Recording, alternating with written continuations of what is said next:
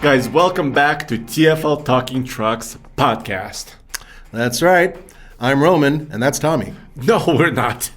Okay, but we are still part of the TFL truck team. Indeed we are, and we have a really fun topic today, guys, so I want you to tune in, but before we get to that topic, we should talk about our Patreon. Yes, we want to thank your support, you guys, our supporters, our listeners, our viewers. Of course, the topic for this episode is trends in trucks. Very specifically, are we going on a good path or the not so good path in trucks?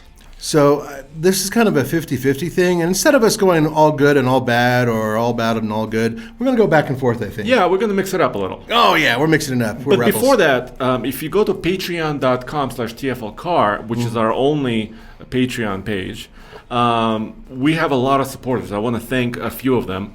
Paolo Maraziti, I wanted to say Maserati. No, Maraziti is supporting us. BB, just two B's. Thank you. Lester Marlett and Thomas Patrick. Guys, thank you very much for your support. Without your support, we really could not be doing what we're doing today. So once again, thank you. Yes, and it seems like a $2 a month or a $5 donation a month is nothing. But as soon as we have hundreds of you, it means a lot. Or thousands. Or thousands of you. Yeah. Also, we have a TFL-studios.com. TFL-studios.com is where you can actually see everything we're doing, because we have 7 channels, podcasts, 4 websites, but it's all in one place. That's right. And you can just pop it onto your phone, and that way you put your little finger on it, open it up, and you'll be able to see everything we're doing on all the different... we have way too many. It's all automotive topics. Yeah, all of our stuff. So I do recommend it. I have it on mine. I can't keep up with what we're doing, so I doubt many of you can. So it's a really good way to keep up on what TFL Studios is producing. Yes, so I want to do this. I want to count down the top 5 good trends in trucks and also the top 5 bad trends in trucks. And of course, here at TFL Truck, we are driving all kinds of new pickup trucks and of course cars, but we're focused on trucks right now. So we get the preview of it, early preview of everything that's happening. So how about we start with the good? Before we do, can I make a comment about, for those of you who are listening, you won't be able to see this, but behind Andre, he put up a graphic showing a off-road pyramid. And we covered that in the last broadcast, I believe. Yes. And I highly recommend it. I think it's a really good way to suss out how the pyramid from the least capable to the most capable off-road half-ton pickups goes. And he's the one who put it together. I think it was an excellent job, and he brought it back out today. Yes, I'm very proud of this. Our editor, Matt Culp, helped me build this. Matt's my bro. So it's also a video on TFL Talk. And I want to use some of this today because we're talking about trucks. Right. And this is a big part of it. That's right. So what's the first good trend? Okay. Well, I think it's pretty simple, and I know a lot of you guys are going to agree with me on this one. More power. Yes, and recently we had many examples of this, right? Oh, man. So GM came out and they said, by the way, we've updated our 2.7-liter turbo gas engine for our Silverado trucks, and we gave it more torque. That thing puts out 420 foot-pounds of torque, right? Yes. Now, that is better or more than the Hemi 5.7-liter V8 as an example. So a lot of other companies are doing this as well, including not just diesels and half-ton trucks, and there's quite a few that put out a ton of torque, including, once again, General Motors and, Ford just has continued theirs, but we'll get to that in a minute. But the other part of that is you also have crazy boosting. You have turbocharging and supercharging available in different trucks, and their numbers are astonishing. Yeah, so if we were doing this show like a year ago, we probably would not have talked about the 702 horsepower TRX, which just came out within the last year. That's a supercharged V8. Right. That's a perfect example. I mean, you're stuffing the most powerful V8 engine that a company like Stellantis basically has and putting it into a Ram truck and making an amazing halo vehicle. Yeah, I like to call it the Lamborghini of pickup trucks. Now you might be wondering about the Raptor. Yeah, that thing is a monster as well, and it's a twin turbocharged V6. And before the TRX came along, not only was it one of the fastest vehicles that I had driven on our track, but it was definitely one of the most powerful off-road vehicles I'd ever driven. So that kind of gives you a point of view right there. So lots of power now. And also we have new powertrains, and we'll talk a little bit more about this later. Right. But we have hybrid powertrains. That's right. Turbocharged powertrains coming out. Eventual electrification. It's not quite here yet, but so it's kind of early to talk about that trend and what's happening there. But power. The engines are getting more powerful, more torquey. More speeds in the transmission, right? Most people are using 10 speeds now. Right. 10-speed automatics. That kind of leads to the bad part. Yeah, what's the bad trend? No more manuals. Manuals are disappearing. Manual transmissions are disappearing. We just recently got our paws on a new Nissan Frontier. It doesn't have a manual transmission anymore. Not anymore. So right now, the only two trucks, now this is half tons, this is heavy duties, this is everything out there. Only two trucks have a manual transmission, and that is the Jeep Gladiator and the Toyota Tacoma. And I know the numbers are pretty damn low in terms of how many people buy them. It's like 2 or 3%. So we may not see those transmissions around for much longer. Well, I think I know why Toyota and Jeep are kind of hanging on here still, because I think they're focused more on recreation, right? And we're talking about enthusiasts. Yeah. And of course, we're enthusiasts, but not everybody is. But if you want to be connected to the vehicle, right, be right there with it, know exactly what gear you're in all the time. Manual transmission is, of course, really good. Why is it a bad trend? But I think nostalgia. That's kind of where simplicity, right? Simplicity, repairability, and longevity, are big parts of it. Usually they're lighter as well. But my point has always been, I find manual, I'm really sad that I didn't get a manual with the most recent vehicle I purchased. I tried, but I love having a little bit of fun. And I think that a manual transmission is a lot more fun, especially when you're like on dirt roads or hitting the desert. Yeah, I know that off-roading, automatics make a lot more sense, but with light off-roading and especially like bounding around in the snow and just being a hooligan and having some fun, and for some people who really know how to drive one, honestly, I think they're still faster than their automatic equivalents when it comes to off-roading in some cases.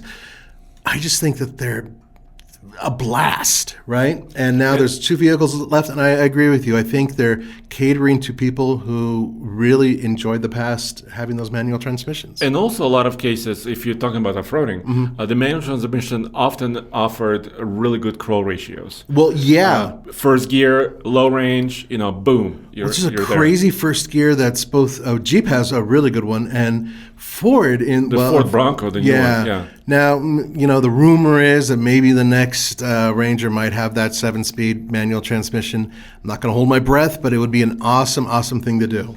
Yeah, but we're seeing less and less. So heavy-duty trucks, no longer any manuals. None. This is where the manuals were dominant 20, 30, 40 years ago. Yeah. Because it was kind of durable, right? Everybody, heavy trucks, manual transmissions. Now they're gone completely. Well, they were cheap and simple is the way to put it, especially once you figured them out. Case, I'm sure, would talk about it for an hour. One other thing about the manual transmissions and them going away, it's also in cars. They're just disappearing, and it's a shame. But unfortunately, a lot of people out there just don't like to stir their own coffee. Let's move on to the next one, because this was making me sad. Yeah, the next bad one or the next good one? Next good one. So we're going back and forth. Why is it making you sad? What's the next? No. The manual transmission thing was. Okay. Yeah. But this makes me kind of happy because I'm getting old. I am officially an old man. I'm actually getting letters from the AARP, which is scaring me. No. I do not like that. More comfort in trucks. And you know what? I didn't care about comfort until I owned my Samurai, and then I had my kidneys switched, bouncing around in the thing. And then I started riding in these other trucks, and they just are getting so comfortable and so quiet. Remember, we recently drove in the new Nissan Frontier, and that thing was like a vault. It was solid. It was quiet. It rode beautifully, and I think that it's been a trend for a while, but now you're seeing it kind of filtered down to less expensive trucks, and it's covering almost all bases now. Yeah, and the next generations of trucks that are coming out, like you said, the Frontier, Yep. some others, Ford F-150 recently, the new generation. We have much better interior. Yeah, the latest update on the Silverado is coming. Mm-hmm. Comfort is huge, and I think partially, I mean, it's because the pickup truck is becoming the family vehicle, right? Right. So, and it has been for years. This is nothing new, but finally, all those refinements are actually coming to most of us, because even the most available simple Frontier will have that kind of quality built into it. Right. And what's been happening, and I think it started, I'm going to say that Ram was the first to really do it. Ram came out with some outstanding design, beautifully designed, I should say, interiors, with just interesting details, intricate, very similar to a luxury car, and they were leaps and bounds ahead of anything else that was out there, right? I mean, they were way ahead of the game, and now everybody else is playing catch up, and they are doing a very good job. You recently saw the new Chevy Silverado interior, and you told me it was fantastic. It was the ZR2, yeah. I crawled around the Silverado ZR2, the new truck. Right. Haven't driven it yet, of course. But the interior it felt nice. But I'm not just talking about like nice materials, right? Right. It has to do with everything, laminated glass, door seals, Better ride. suspension, better ride. Right. So all those things combined in one thing. Once again, I was really impressed with that Nissan Frontieris, and it was a Pro 4X. Yeah, those are a little bit more off-roady, so they have a floatier suspension. But man, it was so quiet and it was so comfortable, and everybody else is moving in that direction. So yes, there are some really, I think, positive things moving for families, especially. And I think trucks. you'll see this continue. Yes. I think when the new trucks get redesigned, maybe in a couple of years, we'll see in the next Tacoma generation, it should be, I'm expecting it to be more comfortable. They have to be now. It has to be, because the competition is doing it, right? Right. And the next, you name it. Even the Titan has a very comfortable and nice ride. Yeah, it's improved quite a bit. So now, I mean, you're seeing these changes and also more themes. You're seeing not just, a little bit of trim and maybe some different stitching. You're seeing the entire interior changing and really fitting a theme that's Western or urban or something like that. And they're really pushing hard, all of them, to make their vehicles look a little bit more unique on the inside. Yeah, true. So what's the next bad trend? So this has been happening kind of on and off for a while, and it's noticeable now, and that's death of the diesel. Okay, wait, slow down. So here's what we mean.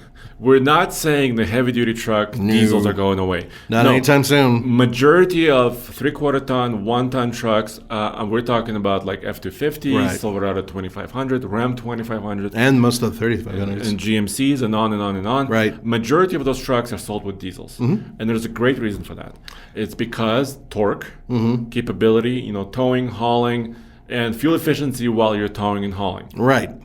Great. We're not talking about that. What we are talking about is the trend in smaller vehicles. We're talking about mid-size and half-ton full-size trucks. Ford recently discontinued their 3-liter Power-Stroke V6. Yep. This is a diesel that they've had on the market for a couple of years. It came from the Land Rover days as Yep. well. That's no longer there. And Ford, is one of the most popular, manufacturers of Oh, pickups. the F-150 has been a bestseller for centuries, it seems. One of the points I want to make is that you are one of the reasons why they had to stop it. What? Yep, it's your fault. How is this my fault? Because you bought a Ford F-150 hybrid. And Yes. the efficiency and power numbers from that hybrid are very impressive. I think Ford really did a hell of a job on that. And as if you look at it and then you look at what they were building with the diesel, that diesel wasn't as competitive as Ford normally is. You know what I mean? Yeah. Look at General Motors diesel. That's a fantastic straight six for the half ton, that is.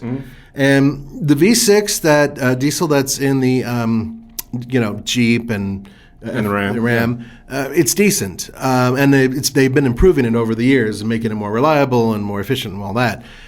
I just see Ford looking at their diesel, seeing that the sales are not that good, seeing that its performance kind of was under everybody else's, and thought, well, we have this hybrid. Which has a lot of torque. Has a ton of torque and more torque than usability, yeah. and let's just build this. And I think that they may have made the right call, as much as I hate to say it, but there's more. Yes. So there's rumor that, for example, Chevy Colorado, GMC Canyon, there's a rumor, well, first of all, we know that they're redesigning these trucks. Yep. Recently, we showed you prototype images on TFL Truck. Once again, thanks to you guys, because one of you guys on the highway sent us a picture. That's right. Please don't take pictures while driving. Make sure your passenger takes that picture. We don't recommend that. No. But we know the new generation of those mid-sized trucks is coming. The latest rumor says that they'll simplify their engine choices to That's the scary part. 2.7-liter turbo gas. So the older diesel to 2.8-liter Duramax may be on its way out. That's a very, very strong information, not officially confirmed. No, it's not officially confirmed, but it sounds like it's going to happen. And then maybe the V6 gas is also going away there. Yeah, I'm pretty sure they're going to ditch that. Well, because it's an older design, and right, et cetera, et cetera. Jeep may retain their diesel for a while. Ram may keep their diesel for a while. GM is kind of doubling down on diesel. But still, we're seeing, at least I'm seeing this trend where it's paring down. So it's not as highly emphasized. So you don't have the choice of a gazillion engines. You saw that Ford got rid of theirs, but Ford has a million other engines to offer. Now, there is something to be said about Stellantis. Yes. They officially said that they want to move to electrification. They want to lower their carbon footprint. This is official. And that they are moving to electrification right now, and that includes the electric Ram. People have already heard about the announcement, but this and they said 2024. Right, yeah. But there's more. Now, what powertrain can they use that's not diesel that'll give them higher efficiency? They already have it, and it's right now in the Jeep Wrangler, and that's the 4xe powertrain, and we've proven that it's very capable and it can be very efficient. So why is that the only powertrain being used by one vehicle as opposed to sharing the wealth and going to the Gladiator and possibly to the Ram? It's a rumor, but it's a very popular rumor that will be happening soon, which makes complete sense, which means they might be paring down and possibly getting rid of their 3-liter EcoDiesel, right? Right. So I think this trend will continue. Maybe we're on the early kind of stage of this. Right. And let us know what you guys think in the comments. Please do, because maybe you guys have heard something. Are you guys very upset by this? But I'm not super upset for a couple of reasons. Okay. So currently the diesel engines, they're very regulated, right? Yeah. So you have your DPF, diesel particulate filter systems. You have your DEF, diesel exhaust fluids. You have your regeneration modes.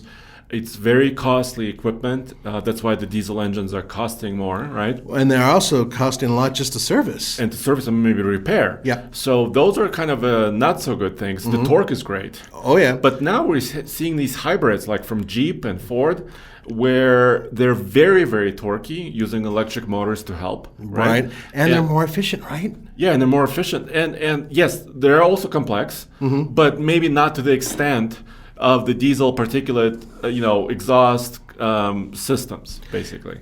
And that may be the direction that other people are moving in the near future. I wanted to say one thing real quick about the Chevy Colorado and also GMC Canyon and their diesel, which I love. I thought that was such a fun combination to put that onto the Bison and to the, the ZR2. Because that extra torque, you just let your foot off the accelerator and you will climb almost anything just humming along very slowly. That's awesome. And it was pretty efficient. But you know what? It wasn't as efficient as I thought it would be. And it's very heavy, even though it's a 4-cylinder. Our friend Emmy Hall raced one of those, and she said that the weight in the front end was really noticeable going over the dunes. And she's That's a professional. where it matters the most. Exactly. And she's a professional racer. And she took me aside. She said, it does a lot of things good, but she, at that time, preferred the V6. So there are reasons why if it did disappear, maybe it wouldn't be so bad. But the other side of it is once they get rid of it, I don't think they're bringing back any other diesels that they have overseas, right? Yeah, so I think the heavy-duty trucks will maintain diesel engines for years to come. I agree. There's new news that they're actually boosting their power and torque. We have it on TFL truck with the latest Duramax. But how about we move on to number 3, which is good trend, which is part of this, and that is more MPG, better efficiency, and I should add to that, by the way, cleaner engines. Yes, and also this has to do with electrification in a way. That is true. We already mentioned this, of course, hybrids. It's a different world with electric EV, fully electric pickup trucks.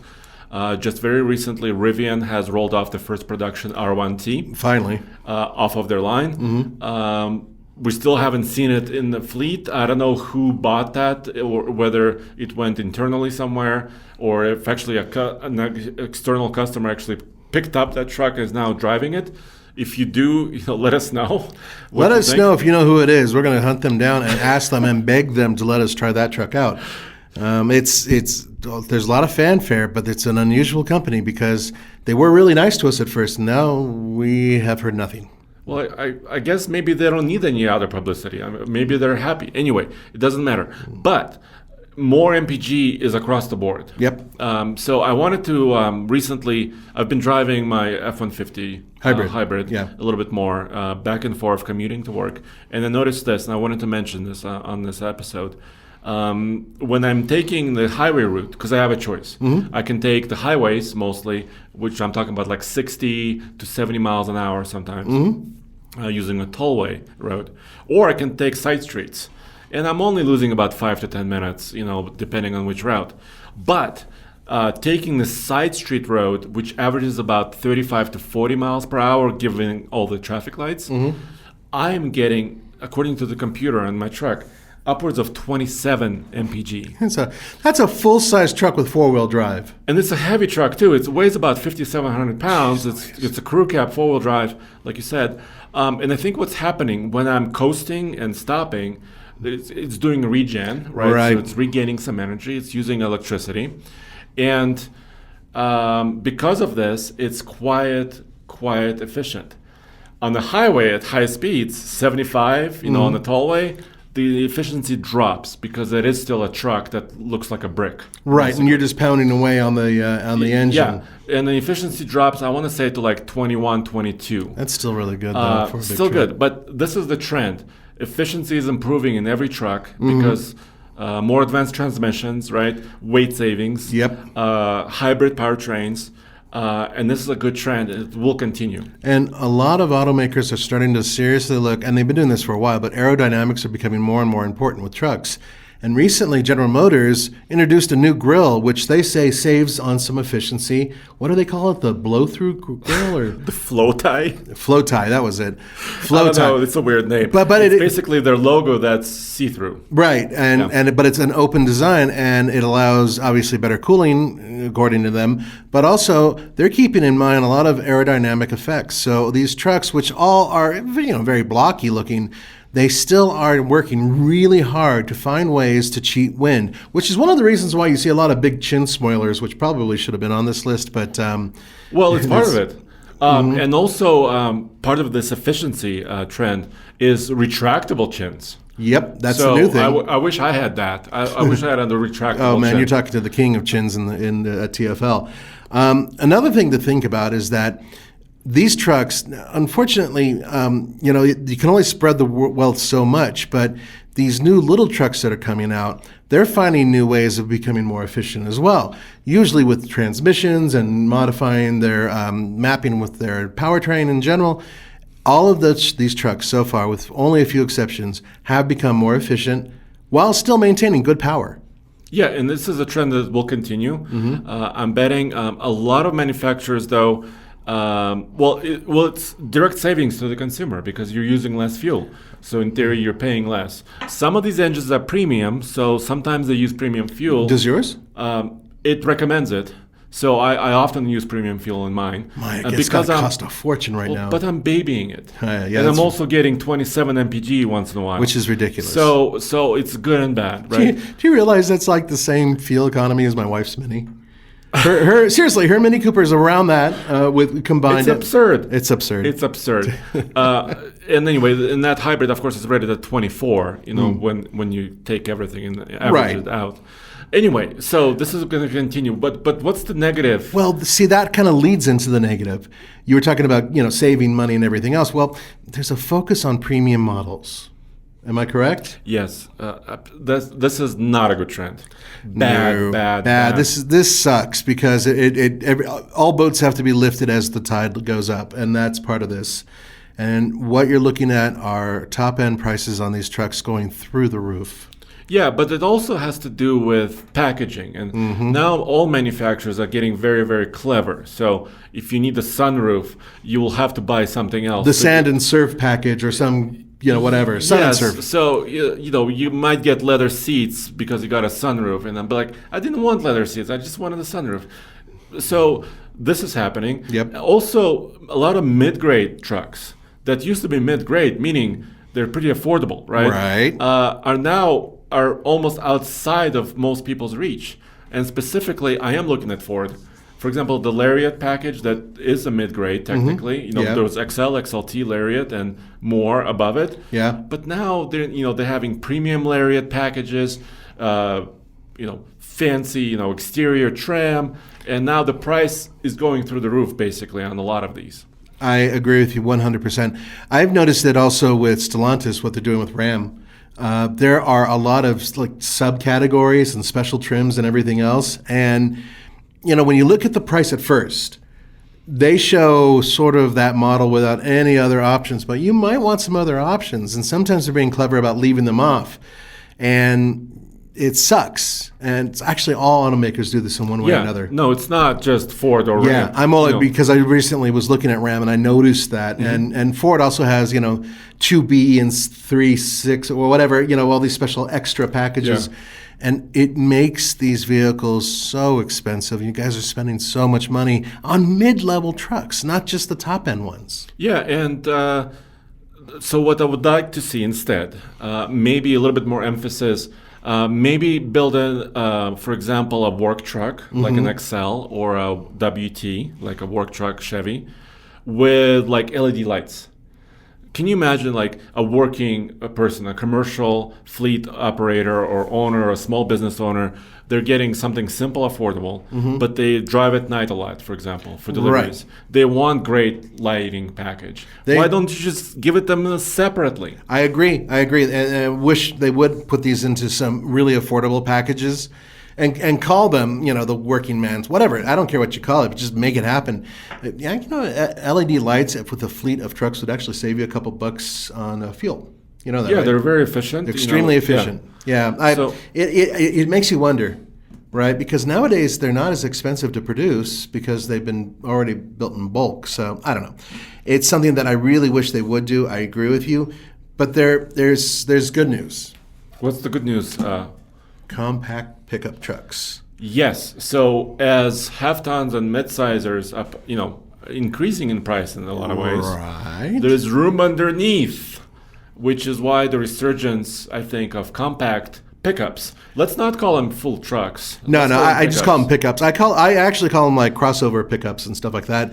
By the way, this is number 2, and this is on our good part of our list. And I really do think it's good because right now, soon there'll be 3 of these vehicles and possibly more within the next couple of years. And I think that's great news. Yeah, we're talking about this Hyundai Santa Cruz, which is on sale right now. Right. So they sold, I think, they started in August in a lot of ways, actually selling and delivering trucks. Right. I think they sold 1,200 trucks already in August.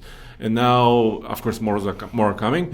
The Maverick is not quite on sale yet, the Ford Maverick, but it will imminently will be on sale. And there's a lot of people who want to put money down or have put money down on that. They're very excited. Yeah, and these are more affordable pickups. The Maverick starts at around $20,000, maybe $21,000 after destination, right? Right. And then the Santa Cruz starts, about $24,000, $25,000-ish? Right. They're very different vehicles, those two, by the way. And I've really begun to learn that. By the way, the Maverick that he's talking about that comes in around 21, that Maverick comes with a hybrid powertrain.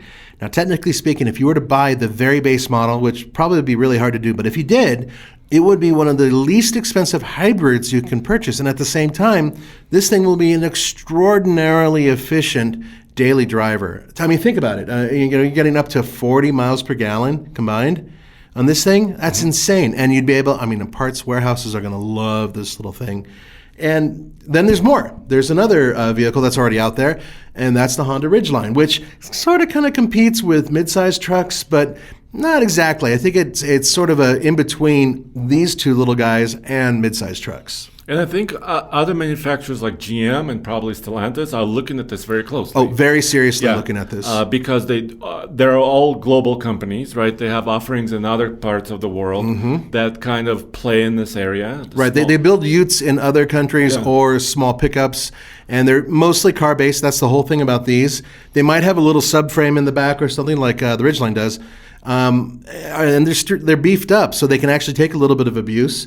And obviously, they're much smaller than all these other trucks, but I think that these little crossover pickups are a hell of a good idea for people who don't need that type of capability, but really want the efficiency and easy driving, day-to-day capability of a regular car. And that's exactly where they sit.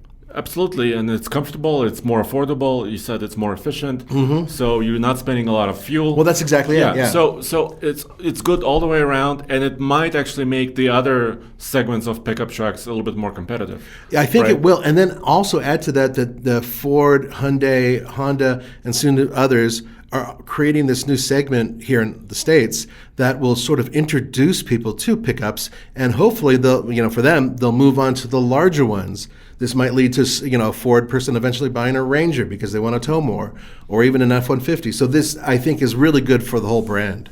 Yeah, and the industry in general. Yeah, I agree. So what's the flip side? What's the negative trend? So this is one where capability is up, but not always. And also, I'm going to add to that, and it's a little deceptive.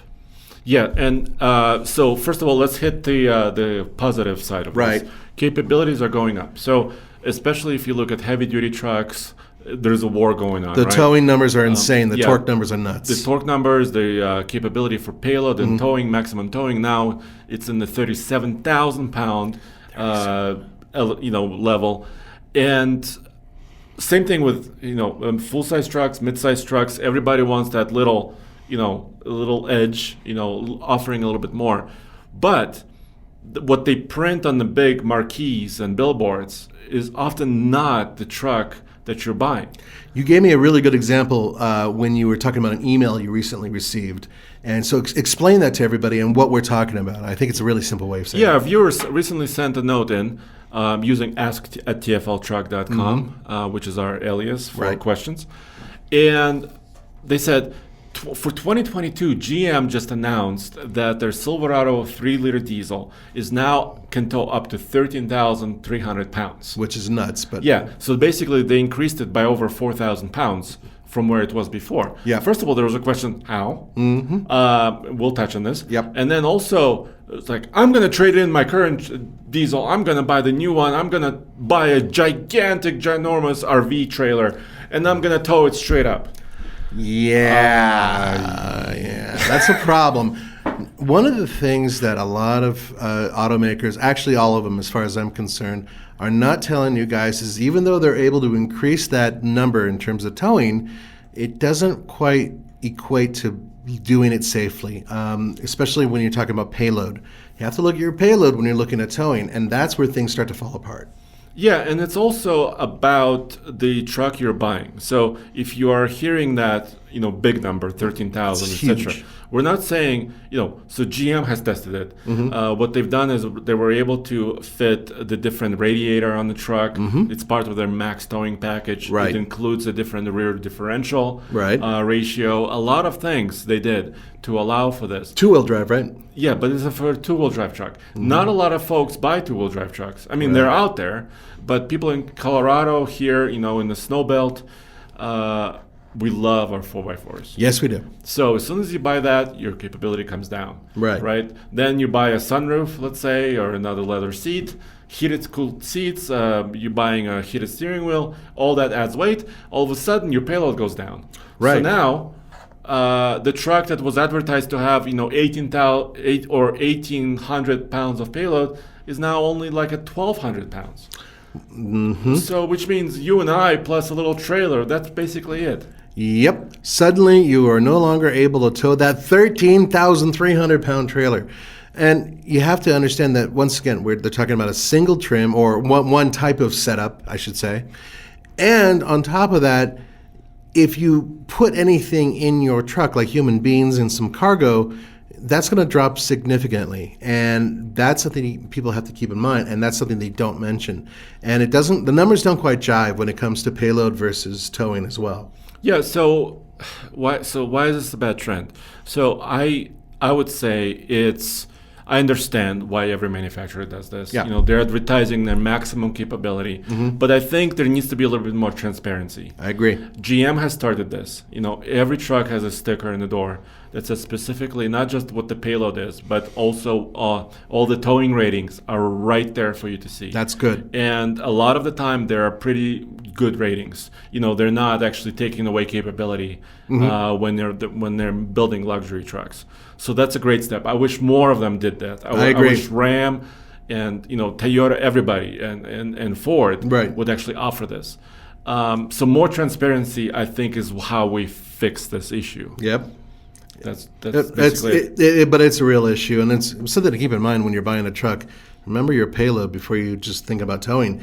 Speaking of that type of stuff, on the good list, number one is more off-road capability. Absolutely, and this is part of the reason, if you're watching this, why I have our off-road capability pyramid behind us. Right. It's because there's this enormous trend that off-roading is cool. So off-roading trucks, it's like a renaissance continuing year after year. There are more models, special trim levels, special capabilities, special shocks. There's now the ZR2 Silverado, like we mentioned. F-150 Tremor is on sale now. Right. Raptor, TRX, Rebel, TRD Pro, Pro 4X, FX4, Z71. Yeah, and the ones you're talking about right now are all half-ton trucks. Remember, mid-sized trucks, personally, I consider them to be even more capable off-road because they're more maneuverable. It's just my own thing. Yeah, totally. But there's a whole bunch of those. You have your Pro 4X, and you have the trimmer version of the Ranger, and possibly a Raptor in the future. And you have all these other trucks that are out there, Toyota, with the TRD Pro, and of course these things. And finally, the Jeep Gladiator, Rubicon. Yes. Ridiculous. Crazy. Yeah, crazy truck for off-roading. Yeah. So the off-road capability across the board is going up, with one exception. What's that? All the new little Bibbit trucks that are coming out. But dude, the Maverick has an FX4 package. It does, but it's real. Ford was saying, yeah, we're not jumping boulders. It's just to go on light off-roading. No, but here's the thing, and I think this is part of it, is that it's not just true off-road capability. It's also the perceived capability. Yeah, and I agree. Yes, even if you have a kind of a low clearance vehicle like the Maverick, you put a slightly beefier tire on it, different wheel, a few stickers. Maybe even a little lift. Give it a big chin or something. Yeah. And all of a sudden, boom, it's more, kind of masculine, more capable looking. Jeep once mentioned this. This is years and years ago. This is going back like 12 years ago. I was at a Jeep event, and one of the guys who's no longer there came out and said, one of the things about Jeep that makes them so popular is that people go off-road all the time, like 90% of them, in their mind. But in reality, about 80 to 70% of them really don't go off-road. Regardless of their setup and all the stuff that's on them, it's because the person wants to feel like they can go off-road anytime they want, and they want people to see that. Hey, look at me, I'm an off-roader, I'm an adventurer, or whatever. And that goes, I think, for all the trucks that are out there that are off-road ready and look badass. An awful lot of them that, seriously, are just on the city streets. Yeah, that's true. And, a lot of Raptors are built, and TRXs are built for ultimate high-speed off-road almost race driving. Yeah. Right? We're talking about speeds upwards of 100 miles an hour. Their ratings are at about 118 miles an hour, potentially off-road. Right. So the capability is there, but how many owners will use that capability? I Not many. Not many. And also it depends on the region. I noticed that, for instance, when I go to Southern California, I would imagine that the percentage is lower for people who off-road versus people who are posers. And then when you go up to, Moab and you're actually hanging out in that town, a lot of people are pretty serious about off-roading. I think that's just a generalization. But the point is that you have more off-road packages. Vehicles across the board for pickup trucks are more capable off-road than ever before. And it's actually spilling over into the crossover segment. It is. You're absolutely right. It is. Like Subaru Wilderness. There's a Trail Sport Honda. We'll look at the Ford Bronco Sport. Bronco Sport. There's a new Timberline package, right, on the Ford Explorer. Yep. This is spilling over, not just trucks now. Yeah. It's all over the place. That's right. And I think that will grow because people are willing to spend a little extra money to get the nicer wheels, the lift, and a couple tufty-looking things that make you look like you're a little bit more ready to go off-road. And the best part is when you eventually do, and you throw that rooftop tent up there or extra cargo or even possibly tow, you look kind of cool, right? And you're capable. Yeah, and you have more capability in some cases. So, I get it. I know why they're doing it. I'm sure you guys do as well. But at the same time, sometimes when I see some of these setups, and I just go, dude, you've never gone off-road. And that's me saying it. So here's one thing. If you see a truck that's lifted and it's rolling on 24s that's exactly. and low-profile tires, that's probably not an off-road truck. Yeah, and the chrome underneath and chrome maybe lights everywhere hanging and out lights, on the bottom. LEDs, Yeah, exactly. But this leads into number one on the bad side because those trucks are very expensive to maintain. Actually, all trucks are expensive to maintain. Higher prices altogether and higher repair prices. That is number one on the bad. It is a trend. It's a bad trend. And we're not even talking about COVID pricing. No, we're talking about in general. All prices have been steadily climbing. Right, MSRPs are climbing, and here's two examples, real world. Right. So unfortunately, we had a delivery about a year ago. There's a trailer delivering a vehicle here at our office. Right. And unfortunately, that driver, when he was swinging the trailer, scratched our TFL Bikes managing editor, Alex's front of his Ram Rebel. Yeah. So he scratched his bumper. It touched part of the grill. I think it popped off one of the letters in the Ram emblem. Seemingly simple, right? Right. So there's a small dent in the steel bumper. Okay, maybe it can be knocked out, right, and repainted. So it's a repair. The grill is cracked. Maybe not fixable technically, but maybe replaceable, under insurance. It was very expensive. Like, Alex was telling me something absurd where, the letters were like back ordered. It was hundreds of dollars to replace the grill. It was another hundreds of dollars. It was done under insurance. Yeah, right? of course, but still the money. The money part of it was huge, and this was just a small fender bender, Yep. like a parking lot scratch that happened. So, and I don't know what will happen if you break a headlight. I can tell you that, actually. $1,700 to replace mini headlights and the hardware. For a majority of people out there right now, yes, of course, you're seeing much higher prices, with the chip shortages and all the bottlenecks that are happening. But if you were to rewind before COVID, before any of this was going on, I would say go back as far back as, say, 2010. You would start to see a steady increase in overall truck prices.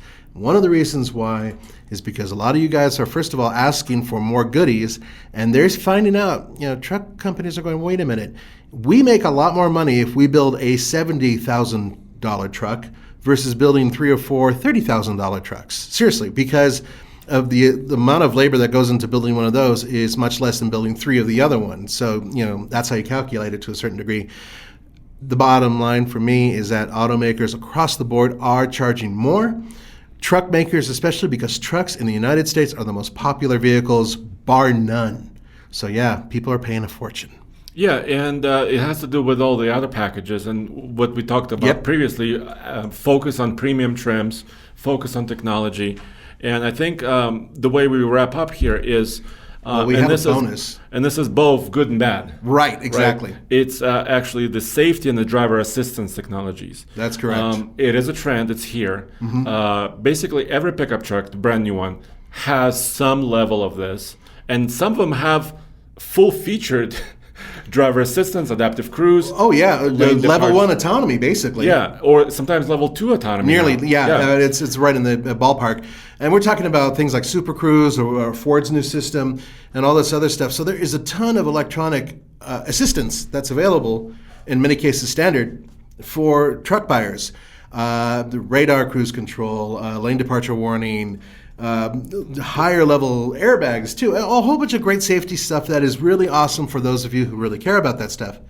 However, well, yeah, and there's things like accident avoidance, front and back, sonar, the parking proximity warnings. But so the not so good part of this. Well, first of all, a lot of them are regulated. Right. Some of this technology is regulated for safety, and this is a good trend. Yes. Safety is great. It's your now new family vehicle, right? The pickup truck. So safety is great. We talk a lot about safety in other videos, crash protection, etc., etc. Right. The not so good part is a lot of it is annoying. that's It's not done in a seamless, transparent way. A lot of it is beeps constantly at you. You have to disable it. Sometimes you cannot disable certain features, right? Like sometimes. I don't know, lane departure warning restarts every time you start the truck, blind spot monitoring, etc. But there's even more, because in some cases on the bad side of safety, sometimes it doesn't work the way it should. As a really good example, granted this was a Tesla, but this tech has filtered through. Roman, when he was driving south, whenever he was driving it near a certain bridge, there was a shadow that was cast on the ground, and the safety system inside the car immediately triggers the brakes every time this particular shadow at a particular angle would hit the car. And it's not just that. I was in a Honda Pilot. Sorry, no, I wasn't. I was actually in a Ridgeline. It was that one that we had, the HPD one. And I was making a U-turn. Now, I made the U-turn, and there was a car that had already passed me as I made the U-turn. Well, it registered the car as I was making my full U-turn and triggered the brakes immediately, stopping the vehicle mid-intersection. Before, it immediately released, and I was able to keep going. But my passengers were not very happy.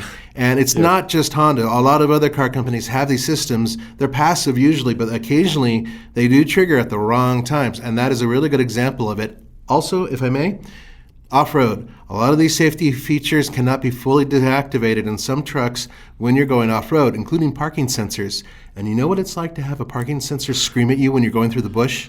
I hate it. Well, yeah, because you're like, I know I'm off-road. I know there are grass and other obstacles there. Let me do my thing. Let me drive. Yeah, and some vehicles will not allow you. You can open the door and they'll immediately automatically go into park. So when you're off-road, one of the things you might have to do from time to time, especially if you're lining up or trying to get around something or trying to get a boat, whatever, all these things that you do, you might need to open your door. And if you do that while you're driving, just to open up and have a peek, just to see if you're clearing something, in some cases, the brakes will trigger because it's going to go into park. That I consider a major issue. Yes, and of course these systems are being refined, right, constantly and improved, and we appreciate that.